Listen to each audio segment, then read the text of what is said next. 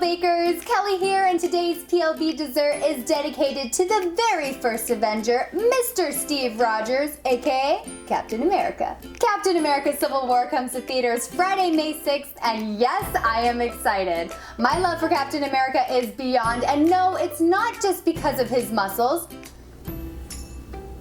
You guys seem to love Disney-themed desserts, and now that Marvel is under the Disney umbrella, I knew I just had to make something for this movie. So in honor of Captain America Civil War, we will be making Captain America Cake Pops. To make Captain America Cake Pops, you'll need one baked cake. I've baked a funfetti cake from a box just because funfetti is my favorite. You'll also need 1 tub of creamy vanilla frosting. Make sure it's not the whipped kind.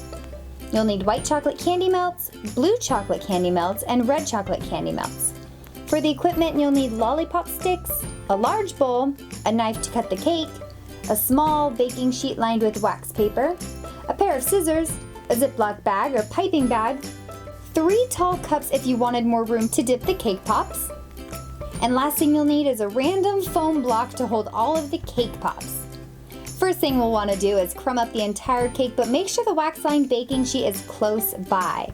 I'm going to take a large knife and cut the cake into 4 sections.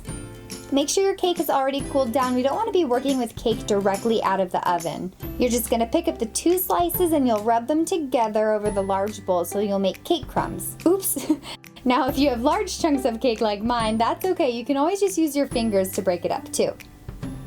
And now it's time to get messy. You want to scoop out an entire can of frosting and plop it into the cake crumbs. Now if you don't want your cake pops to be super moist, you can use less frosting. Let's get our hands in there and start mixing it all up. You want to massage it all together. It should turn into a dough-like consistency. Let's go ahead and grab a small amount of cake mixture and roll it into a circle about 1 inch thick. Kind of the size of a golf ball. Now it's okay if they're not perfect because we're going to reshape them and make them all smooth after we take them out of the freezer. Now we're going to put them in the freezer for about 30 minutes. And while they're in there, let's get everything else set up. In a microwave safe bowl, melt the red chocolate melts for 30 seconds at 50% power until it's completely smooth. My cake balls are chilled and I'm going to go ahead and give them an additional roll so they're a little bit smoother than before. Taking 1 lollipop stick, dip the tip in the red chocolate and press it about halfway into the cake ball. The red chocolate is acting as a glue to make sure the cake pops stay on when we dip them into the different colored chocolates.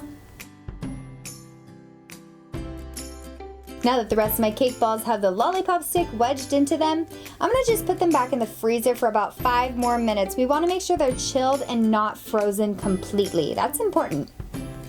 Now to the foam block. Take an unused lollipop stick and start poking holes in the foam block so we can easily transfer our cake pops. It'll be a major struggle if we tried poking the holes with the already dipped cake pop. Now for the dipping. I've poured my red chocolates into the large cup and now let's dip our cake pop in the red chocolate. Dip it far enough into the bowl so that the red chocolate touches the stick and pull it up.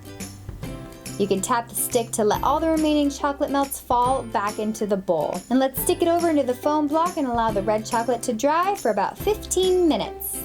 I melted my white chocolate melts using the same method as before. You want to only dip it straight down, allowing some of the extra white chocolate to fall back down into the bowl. Placing it back in the foam block, I'm going to do this to the rest of my cake pops. Now I'm going to leave these cake pops on the foam block for about 15 minutes just to let the white chocolate harden.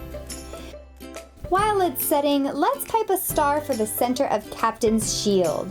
I've scooped out some white chocolate into the Ziploc bag and cut a bit of the corner. Now I'm going to pipe white chocolate stars onto the wax paper. And leave these guys to the side because they'll harden up while we dip the remaining colors of the cake pop. I just put my melts in the microwave for about 30 seconds just to get them all melty again. We still want to make sure we see the outer rim of white, so don't immerse the cake pop fully.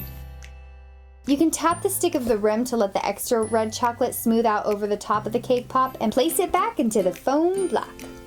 And let's let them set for another 15 minutes. The next color of Captain's shield is blue, so let's melt the blue melts the same way we did earlier. And while those are melting, let's get our white chocolate stars unstuck from the wax paper. I like to go underneath the wax paper and just bloop, they come right off. And back to dipping we go. Last time, guys. Let's dip the cake pop into the blue chocolate, making sure we see all 3 rings from earlier, the red, white, and then the other red. And grabbing the star from the wax line baking sheet, we'll just drop the star onto the top of the blue so it hardens in with the blue chocolate. Oh, these look awesome! Ta-da! We made Captain America cake pops. I cannot wait to bring these into the theater with me. I don't care if people say you can't bring your own food. I am sneaking them into my purse and eating about 7 of them. Now I'll be posting lots of pictures of these super cute Captain America cake pops on Instagram, Twitter, and Facebook, so be sure to follow Pretty Little Bakers on all social media sites. Now if you go ahead and make these Captain America cake pops, take a picture and send them to me. I will gladly repost them, retweet them. I love seeing your creations. They make me so happy. If you guys have any other ideas for future PLB desserts, let me know in the comment section below. And if you haven't done so already, go ahead and click that red subscribe button so you can stay up to date on all the latest PLB weekly treats. Plus there will be a few bonus videos here and there. And don't forget to head over to prettylittlebakers.com for the full recipe. I'll see you guys next time.